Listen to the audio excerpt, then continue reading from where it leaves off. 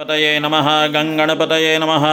ओम नमो भगवते गङ्गणपतये नमः प्रणम्य शिरसा देवं गौरीभद्रं विनायकं भगतया वाचमस्मरे नित्यम् आयुः कामार्थसिद्धये प्रथमं वक्रतुण्डं च एकदन्तं द्वितीयकं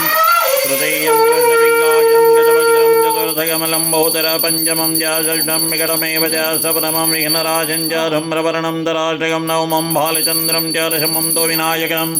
एकादशं गणपतिं द्वादशैलोकजाननमद्वादशैतानि नामानि त्रिसंयम्य पठेन्नरानद्विघ्नाभयं दस्य सर्वसिद्धिर्परं लभेद विद्यार्थी लभते विद्यां धनार्थी लभते धनं पुत्रार्थी लभते पुत्रान् मोक्षार्थी लभते गतिं जपेन गणपते स्तोत्रं जडभिरमासे फलं लभेत संवत्सरेण सिद्धिं च लभते नात्र संशयः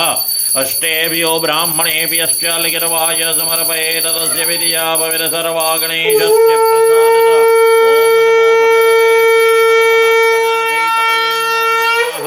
अभिषेक स्नानं समर्पयामि गजानन